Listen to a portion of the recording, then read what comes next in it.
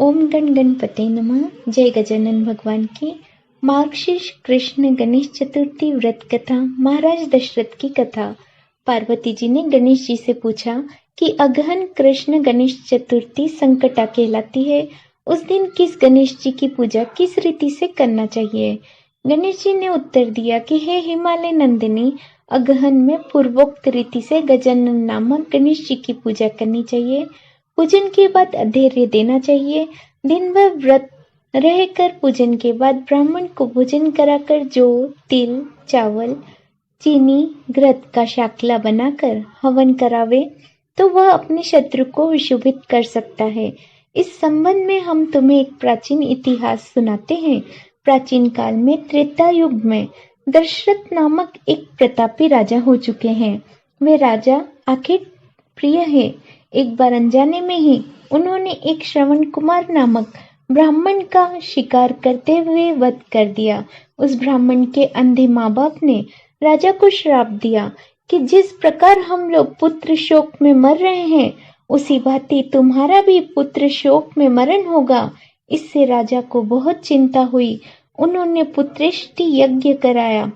फलस्वरूप जगदीश्वर राम ने चतुर्भुज रूप में अवतार लिया और भगवती लक्ष्मी जानकी के रूप में अवतरित हुई। पिता की आज्ञा पाकर भगवान राम ने सीता और लक्ष्मण के साथ वन में खरदूषणी राक्षसनी का वध किया। इससे क्रोधित होकर लोगों को रुलाने वाले रावण ने सीता जी का अपहरण कर लिया। सीता जी के वियोग में भगवान रामचंद्र जी ने पंचवटी का त्याग कर दिया और ऋष्टिमुख पर्वत पर पहुंचकर सुग्रीव के साथ मैत्री की। तत्पश्चात सीता जी की खोज में हनुमान आदि वानर तत्पर हुए। ढूंढते ढूंढते वानरों ने गिद्धराज संपाति को देखा। इन वानरों को देखकर संपाति ने पूछा कि तुम लोग कौन हो? इस वन में कैसे आए हो? तुम्हें किसने भेजा है? यहाँ पर तुम्हारा आना किस प्रकार हुआ है? संपाति की बातें सुनकर वानरों ने उत्तर दिया कि भगवान विष्णु के अवतार दशरथ नंदन राम जी सीता और लक्ष्मण जी के साथ दंड कवच में आए हैं और वहां पर उनकी पत्नी सीता जी का अपहरण कर लिया है।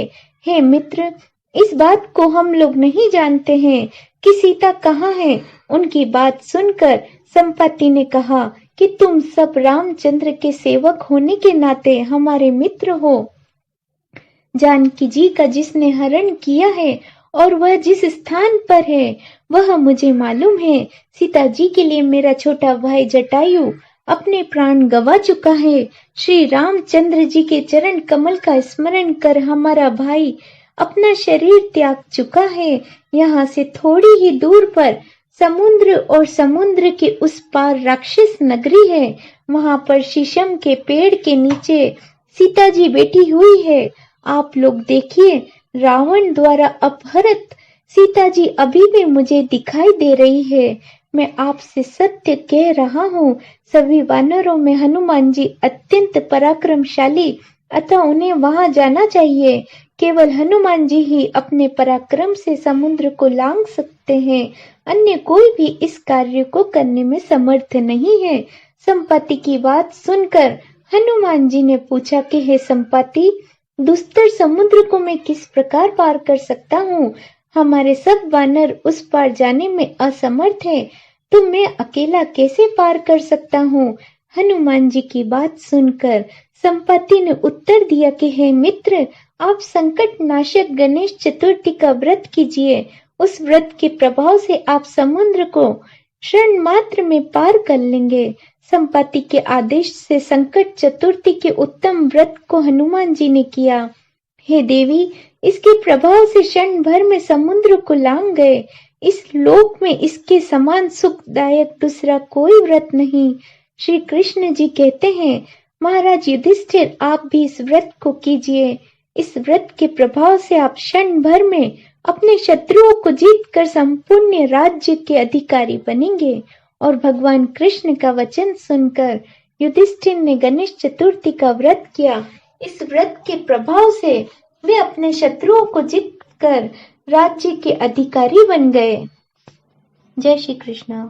जय गणेश जी भगवान की।